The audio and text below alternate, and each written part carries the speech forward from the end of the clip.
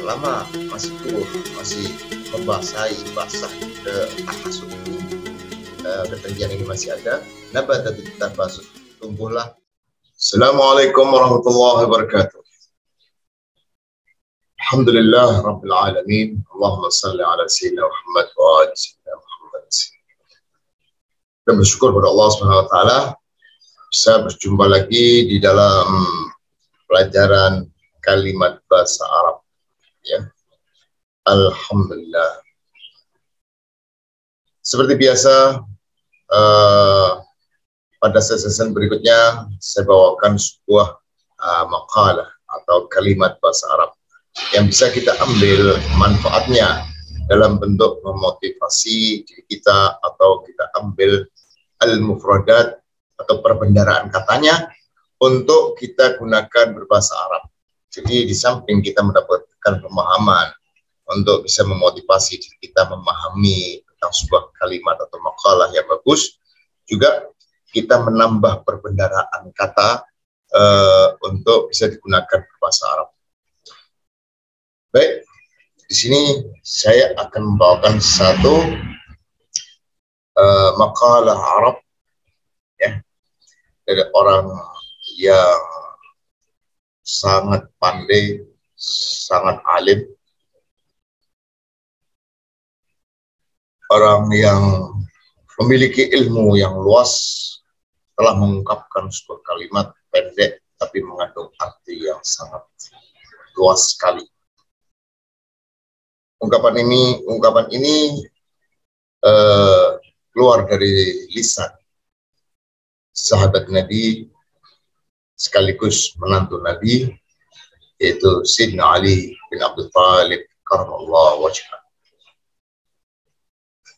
Ungkapannya begini: Idza matara tahasud nabatat at-tafasih. Idza matara at-tahasud nabatat at-tafasud. Idza matara at-tahasud nabatat at-tafasud.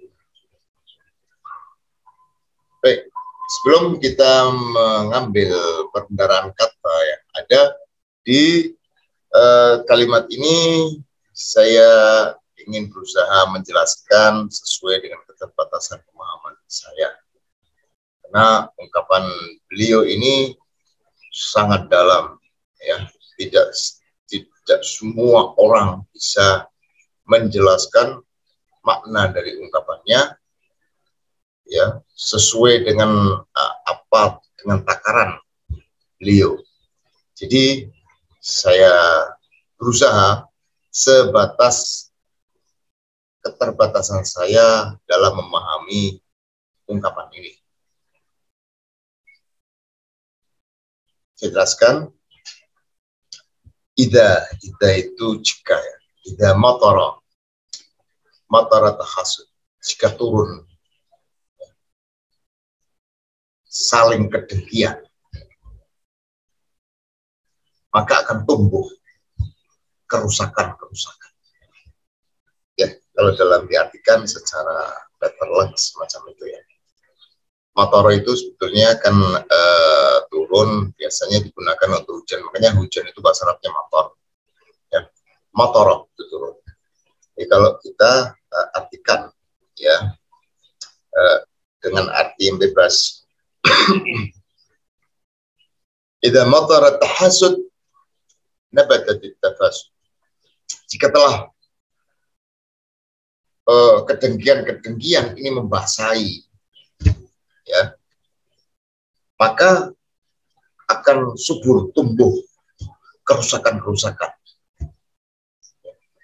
Jadi kalau suatu lingkungan di sana sudah bermunculan orang yang hasud di sana, hasud di sini dan sebagainya, intinya sudah banyak orang saling menghasut satu dengan yang lainnya, maka saat itu akan subur kerusakan di lingkungan itu.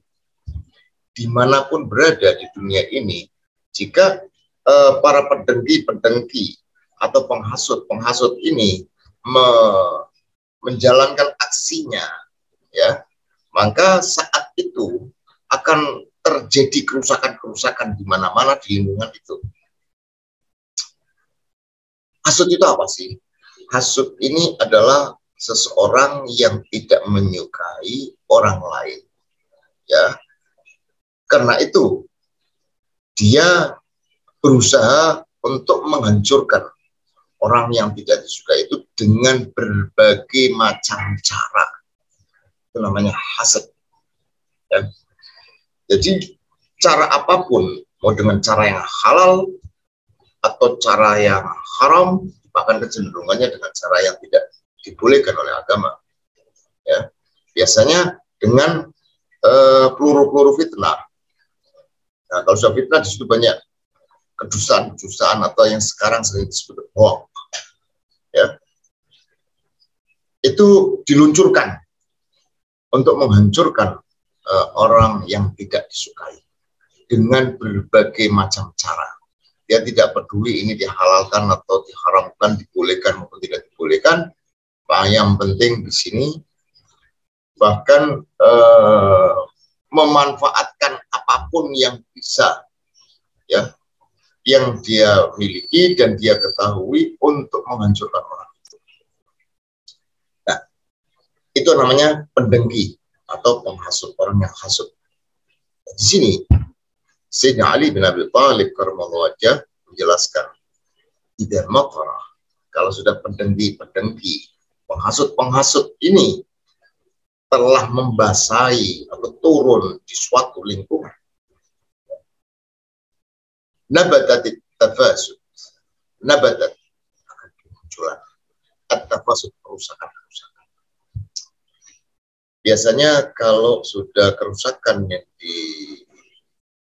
diciptakan dari seorang hasud, hal sedikit pun itu kerusakannya itu bisa mengakibatkan fatal, menghancurkan sebuah kestabilan, menghancurkan sebuah ketentraman, menghancurkan sebuah kekuatan, menghancurkan banyak hal. Jadi banyak kebaikan-kebaikan yang hancur karena penyebab orang-orang yang pendengki. Ya. Berbagai macam cara, intinya satu sama lain saling, yang akhirnya muncullah banyak hal, ya, di mana permusuhan satu orang bisa membawa pada permusuhan banyak orang karena kerusakan yang ada. Maka akan terjadi at-tahasud. Ini berarti di sini bukan bukan hanya satu arah, maka akan terjadi saling menghasut dan saling lempar fitnah, sehingga kerusakan itu akan sulit benahi, akan menjadi rumit situasi dan kondisinya. Ya. Makanya kalau kita pahami dari ungkapan ini, kalau kita melihat banyak kerusakan di lingkungan kita yang sulit benahi, ketahuilah penyebabnya adalah munculnya para pendengki yang telah aksi melakukan sebuah kedengkiannya di lingkungan itu. Jadi kerusakan ini tidak muncul begitu saja, tapi di sini adalah diakibatkan kedengkian orang. Makanya kalau kita melihat di dalam Al-Quran sendiri juga dijelaskan bahwa kerusakan di dunia ini adalah dari tangan-tangan manusia, dari ulah-ulah manusia. Kalau alamnya itu sendiri tidak ada kerusakan, tapi sering dirusak oleh ide-ide manusia atau pemikiran-pemikiran manusia. Biasanya pendengki ini melakukan kedengkiannya dan melakukan aksinya itu diawali dengan kepentingan pribadi yang terganggu, ya, karena kepentingan pribadi yang terganggu, dia akan menghancurkan yang dianggap mengganggu dirinya. Dan biasanya pendengki ini telah dibasahi atau terlumuri oleh kecintaan dunia yang luar biasa. Kalau orang hanya sedikit aja yang bikin menjadi, kalau pendengki itu pasti. Nah, sedang dunia ini biasa terkait dengan tahta dan harta. Ada satu lagi wanita. Ya. Ini seseorang ini jika sudah dilumuri tidak mau direndahkan, takut nanti kalah dengan seseorang. Dia takut kalah kaya dengan seseorang. Dia tidak ingin orang lain lebih kaya dari dirinya. Dia tidak ingin ada orang lain lebih tinggi dari dirinya. Dia minta sebuah posisi yang harus yang tertinggi dan sebagainya. Maka dia akan meluncurkan kedengkian-kedengkian dengan berbagai macam cara agar siapa saja yang dianggap menghalangi dirinya akan dihancurkan. Nah, saat itu ketika dia melancarkan itu, dia akan membasahi lingkungan ini dengan situasi kedengkian, sehingga terjadilah permusuhan, bisa terbawa pada permusuhan satu dengan yang lain di lingkungan itu. Nah, saat ketika permusuhan di situ terjadi, saling mendengki, saling permusuhan di situ terjadi, maka disitulah terjadi kerusakan-kerusakan yang ada. Jadi kalau ingin membersihkan atau membenahi sebuah kerusakan, maka musnahkan seluruh kedengkian yang ada. Orang pendengki tadi menyadari bahwa dia telah berbuat salah, atau lakukan perilaku pendengki itu tadi, jika bisa. Itulah penjelasan yang bisa saya jelaskan, saya pahami dari ungkapan Sayyidina Ali bin Abi Thalib karramallahu wajhah, idza matara at-tahasud nabatat at-tafasud. Jika telah turun ya, kedengkian-kedengkian, maka akan tumbuh kerusakan-kerusakan. Ya, subur itu suburnya kerusakan. Kalau sudah adanya kerusakan, sulit kita akan berlaku benar, sulit. Semuanya rusak, kayak kita jalan di satu tempat, ya tempat itu banyak rusak, banyak gelombang, banyak, atau kita jembatan gantung yang terbuat dari kayu, ya kayu ini lubang-lubang atau rapuh dan sebagainya, itu akan terjadi kerusakan-kerusakan yang ada. Orang lewat itu bisa terjerumus juga, bisa terjatuh juga, bisa tergelincir. Jalan yang lubang-lubang atau bergelombang yang tidak dibenahi dan sebagainya, lewat situ orang naik motor, naik kendaraan apa saja, roda 4 atau roda 2, bisa kalau tidak hati-hati bisa tergelincir di situ karena banyak kerusakan. Jadi lokasi di situ yang banyak kerusakan, ya bisa juga orang yang baik pun akan tergelincir karena adanya kerusakan-kerusakan yang ada. Sangat bahaya ya efek daripada orang yang hasud. Ya, kerusakannya ini sangat fatal. Ya. Sebab hasud ini bukan sebuah dosa pribadi yang dilakukan pribadi. Dosanya itu adalah dia berusaha menghancurkan orang lain agar untuk tercapainya keinginan dirinya, keinginan nafsinya. Maka hasud ini pada posisi yang luar biasa. Satu contoh pada apa namanya yang pernah terjadi pada kakek kita Adam alaihissalam, iblis. Ya.